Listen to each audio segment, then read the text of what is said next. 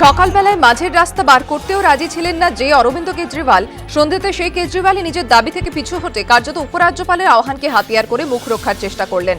পারলেন কিনা তা নিয়ে অনেকে সন্দিহান হলেও শেষ পর্যন্ত ধর্ণা প্রত্যাহার করেই নিলেন কেজরিওয়াল।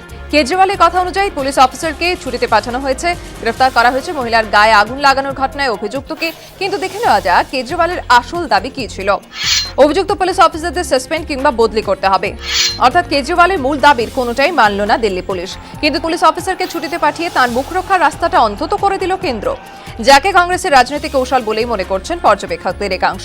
আর কংগ্রেস তার মুখ রক্ষার রাস্তা করে দেওয়ার ফলে এখন কেজরিওয়াল পুলিশ অফিসারদের ছুটিতে পাঠানোর সিদ্ধান্তের মধ্যেই জয় খুঁজে পাচ্ছেন।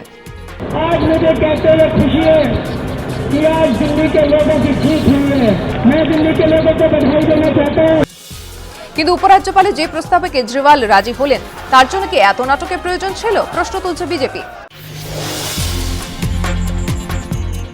বিষক্রিয়াতেই মৃত্যু হয়েছে শশী থারুরের স্ত্রী সুনন্দা পুষ্করের, এমনটাই দাবি করা হলো সাব জুডিশিয়াল ম্যাজিস্ট্রেটের তদন্ত রিপোর্টে। কিন্তু আত্মহত্যা নাকি খুন, এই উত্তর অবশ্য এখনো মেলেনি। তাই এ বিষয়ে দিল্লি পুলিশকে তদন্তের নির্দেশ দিলেন sub judicial magistrate Alok Sharma. ইতিমধ্যেই এসডিএম এর কাছে অটোপসি রিপোর্ট জমা দিয়েছেন চিকিৎসকরা। সূত্রের খবর, অটোপসি রিপোর্টে বলা হয়েছে সুনন্দা পুষ্করের মৃত্যু আকস্মিক এবং অস্বাভাবিক। তার হাতে 12টিরও বেশি আঘাতের চিহ্ন ছিল, বাঁ-গালেও আঘাতের চিহ্ন মিলেছে। তবে এই আঘাতে সুনন্দার মৃত্যু হয়নি, মাত্রাতিরিক্ত ওষুধ খাওয়াই মৃত্যুর কারণ। রিপোর্টে চিকিৎসকরা জানিয়েছেন পাকস্থলীতে কোনো খাবারের নমুনা মেলেনি, যা থেকে বলা যায় সুনন্দা খাওয়া দাওয়া বন্ধ করে দেন। অটোপসি রিপোর্ট হাতে পাওয়ার পর এসডিএম এর দাবি বিষক্রিয়াতে মৃত্যু হয়েছে সুনন্দার। তবে সুনন্দার মৃত্যুর পেছনে তার পরিবারের কারো ভূমিকা সন্দেহজনক নয়। ভর দুপুরে জনবহুল এলাকায় দুষ্কৃতী তাণ্ডব, গুলিবিদ্ধ হয়েও গা ঢাকা দিলেন জখম ব্যক্তি। চাঞ্চল্য হাওড়ার উলুবেড়িয়ায়। স্থানীয় সূত্রে খবর, বেশ কয়েক বছর ধরে বীরশিবপুর কালীতলার এই আশ্রম চালাতেন হারু প্রামাণিক নামে এক যুবক। মঙ্গলবার দুপুরে এক সঙ্গীর বাইকে চেপে তিনি যখন যাচ্ছিলেন, সে সময় তাঁকে খুব কাছ থেকে গুলি করে দুষ্কৃতীরা। রক্তাক্ত অবস্থায় লুটিয়ে পড়েন তিনি। প্রত্যক্ষদর্শীদের দাবি, এরপরে ওই যুবককে একটি গাড়িতে তুলে নিয়ে চম্পট দেন আশ্রমের কয়েকজন।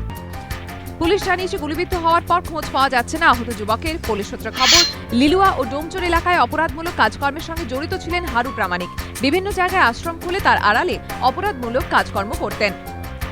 তার নামে বেশ কয়েকটি খুনের অভিযোগও রয়েছে। উলুবেড়িয়ার আশ্রমে তিনি সাগরেদদের এনে লুকিয়ে রাখতেন। বেশ কয়েকবার ওই আশ্রমে পুলিশি অভিযানও হয়।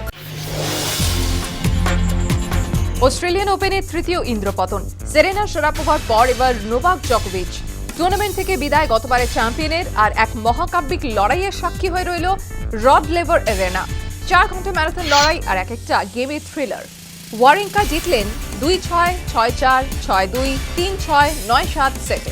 মহিলাদের ডাবলসেও শেষ ভারতের স্বপ্ন। কোয়ার্টার ফাইনালের শীর্ষ বাছাই ইরানি ভিঞ্চি জুটির কাছে হেরে টুর্নামেন্ট থেকে ছিটকে গেলেন সানিয়া মির্জা, কারা ব্ল্যাক। সানিয়ারা হারেন 2-6, 6-3, 4-6 সেটে।